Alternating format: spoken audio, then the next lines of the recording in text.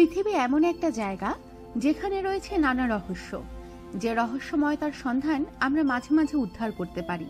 তবে বেশিরভাগ ক্ষেত্রে রহস্যের কোনো কুল কিনারা খুঁজে পাওয়া যায় না। আর এমন কিছু রহস্যময় স্থান আছে যেগুলোর কথা জানলে ও শুনলে আমরা অবাক হই, এবং এমন কিছু স্থান আছে যেগুলোর কথা শুনলে শুধু অবাকই হই না, সেগুলোর প্রতি আমাদের জানার আগ্রহ ক্রমান্বয়ে বাড়তে থাকে।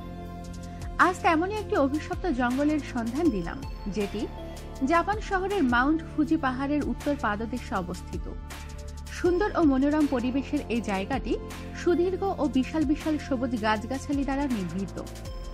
এই জায়গাটির নেপথ্যের কথা জানলে অবাক হতে হয় যে এখানে মানুষ আসে শুধুমাত্র আত্মহত্যা করার জন্য, যদিও বা কিছু কিছু ব্যক্তি এখানে আসেন তদন্তমূলক কাজ করতে, তবে বেশিরভাগের উদ্দেশ্য আত্মহত্যা। এই রহস্যময় অভিশপ্ত জঙ্গলের নাম আওকিগাহারা।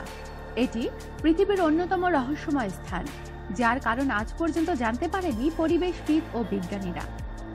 আওকিগাহারা একটি বন যেটি মাউন্ট ফুজির পাদদেশে এবং টোকিও শহর থেকে 100 মাইল পশ্চিমে অবস্থিত। স্থানীয়দের কাছে এটি জুকাই নামে পরিচিত। স্থানীয়দের ভাষায় জুকাই শব্দের অর্থ গাছের সাগর। এই বনটিতে থাকা গাছের উচ্চতা ও ঘনত্ব অনেক বেশি। এটি ভ্রমণকারীদের জনপ্রিয় মাউন্ট ফুজি পাহাড়ের 2 গুহা, বরফ গুহা ও বায়ু গুহার নিকটেই অবস্থিত। আওকিগাহারা সুইসাইড ফরেস্ট নামেও পরিচিত, যার আয়তন 35 বর্গ কিলোমিটার। এই সুবিস্তৃত বনটি কঠিন পাথর ও বরফ গুহা দ্বারা সমৃদ্ধ। এই সুবিশাল বনটির গাছগুলোর ঘনত্ব এত বেশি যে এর মধ্যে একবার ঢুকলে নিশ্চিত পথ হারিয়ে ফেলবে। জানা যায় যে অনেক আগ্রহী দর্শনার্থী এর মধ্যে প্রবেশ করেছিলেন এবং তাদের পথ নির্দেশনা ঠিক রাখতে তারা প্লাস্টিক টেপ ব্যবহার করেছিলেন, কিন্তু তাদেরও কোনো খোঁজ পাওয়া যায়নি। স্থানীয়দের মতে এই বনের মধ্যে কেউ একবার প্রবেশ করলে তার এমন মায়ার সৃষ্টি হয় যে সে আর ফিরে আসতে পারে না। একসময় সে তার অতীত কাহিনী পর্যালোচনা শুরু করে এবং নিষ্ঠুরভাবে নিজেকে নিজেই শেষ করে দেয়।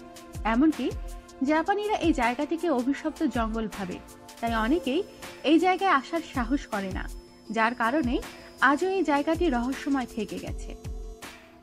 আমাদের সাথেই থাকুন আর সাবস্ক্রাইব করুন।